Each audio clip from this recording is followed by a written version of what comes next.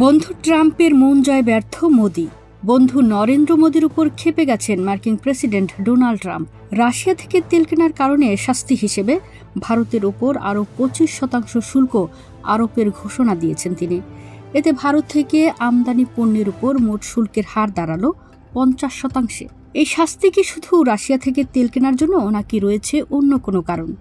বিস্তারিত জানব মিতু রুকাইয়ার প্রতিবেদনে। এদিকে বন্ধু নরেন্দ্র মোদির উপর ক্ষেপে গেছেন মার্কিন প্রেসিডেন্ট ডোনাল্ড ট্রাম্প।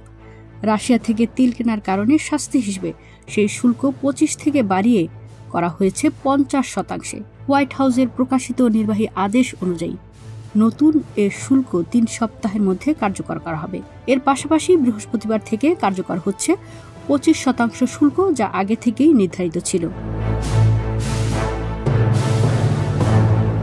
এর আগে গত 4 আগস্ট রাশিয়া থেকে তেল কেনার জন্য ভারতের উপর নতুন শুল্কের হুমকি দিয়েছিলেন মার্কিন প্রেসিডেন্ট।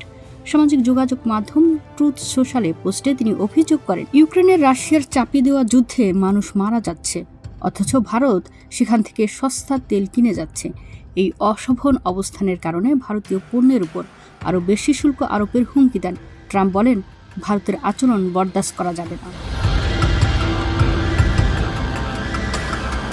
ট্রাম্পের বক্তব্যের কয়েক ঘন্টার মধ্যে জবাব দেয় ভারতের পররাষ্ট্র মন্ত্রণালয়। শক্ত প্রতিক্রিয়া জানিয়ে তারা যুক্তরাষ্ট্রের অবস্থানকে অযৌক্তিক বলে আখ্যায়িত করে।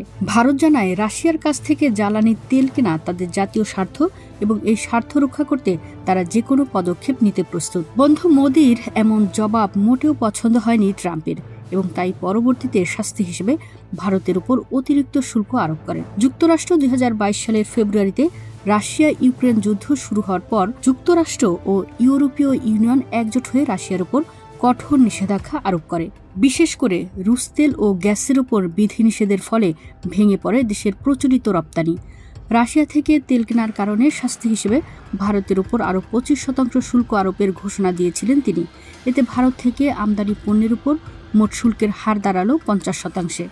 রাশিয়া তখন বাধ্য হয়ে ক্রুড অয়েল বা অপরিশোধিত তেল বিভিন্ন ডিসকাউন্টে বিক্রি শুরু করে, যেমন পশ্চিমা প্রাইস কেপের নিচে, যাতে বৈশ্বিক মুদ্রার কিছু রপ্তানি আয় টিকে থাকে। এই সুযোগকে কৌশলে কাজে লাগায় দক্ষিণ এশিয়ার অন্যতম উদীয়মান অর্থনীতি ভারত, যেখানে যুদ্ধের আগে ভারতের তেল আমদানিতে রাশিয়ার অংশ ছিল মাত্র 1%। সেখানে 2023 সালের মধ্যে তা বেড়ে দাঁড়ায় 30 থেকে 35%।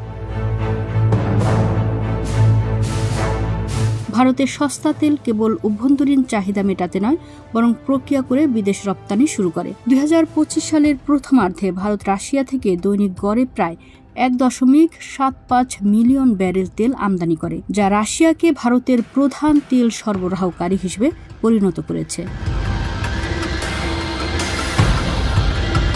প্রতিবেদনে ছিলেন মিতু রুকাইয়া, কণ্ঠে আছি আমি সুমনা সুমা, ওয়ার্ল্ড ভিউজ।